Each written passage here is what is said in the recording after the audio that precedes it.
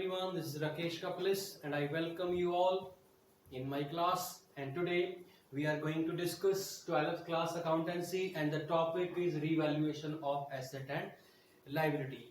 As in our previous lecture we have gone through, whenever a new partner is being admitted into the firm, we have to make different type of adjustment, and we have gone through the first two adjustments, which was first was relating to how to find out the new profit sharing ratio, how to find out the sacrificing ratio, and in the second we have gone through what is the different type of treatment of goodwill in different case. When new partner bring his share of goodwill in cash, in kind, he is unable to bring his share of goodwill in cash, or when he used to pay the goodwill privately. So now the third adjustment we have to make in case of admission of the partner, that is relating to revaluation of assets and liabilities. Whenever any partner admit, then it may be possible before admission of that partner the value of certain assets and liabilities may have gone up or gone down. So because of that we have to find out the net impact of those increase or decrease in the value of assets.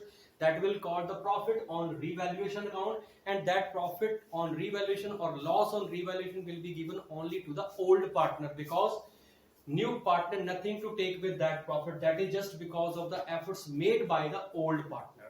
Okay, so now I am starting revaluation of the assets. So in this revaluation you may find different type of situation. The very first, suppose if there is the increase in the value of asset, suppose at the time of admission what we find that the value of asset is being gone up, so it is the gain for the company. So the entry for that is asset account adapted to revaluation account, and in revaluation account it will be put by asset.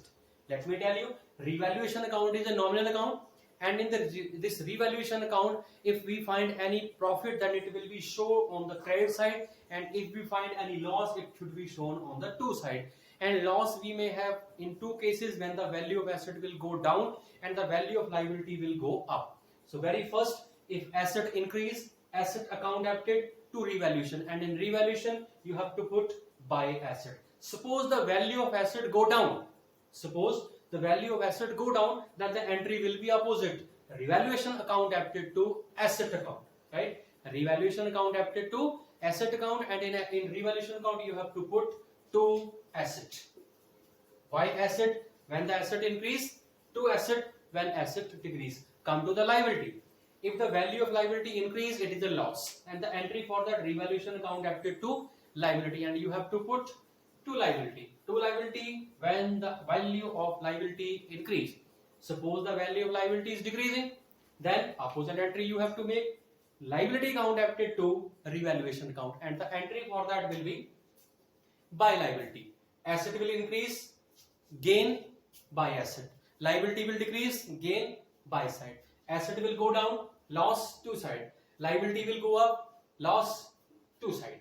Okay, two more cases may be there. One, if you find any of the unrecorded asset, if any asset which is not in your balance sheet earlier, but now you found that asset that is unrecorded, it is again gain, and the entry for that unrecorded asset account adapted to revaluation account, and for that you have to put the entry by unrecorded asset because it is a gain.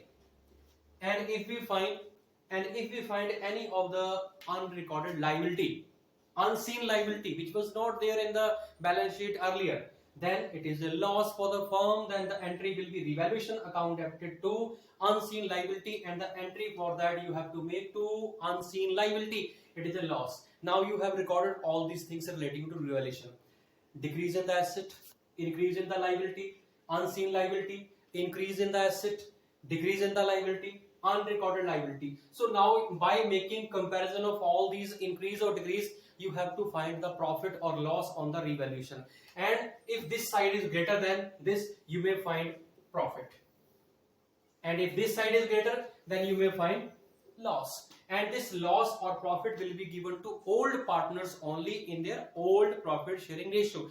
And what you have to do for that? Two partners capital account, if the capital accounts are fluctuating, if the capital accounts are fixed, then two partners current account, specifically A, B, C, which may be the old partner. Same here, by partners capital account or by partners current account, as the case may be fixed capital, current, and fluctuating capital count. So this is all about the revaluation of assets and liabilities.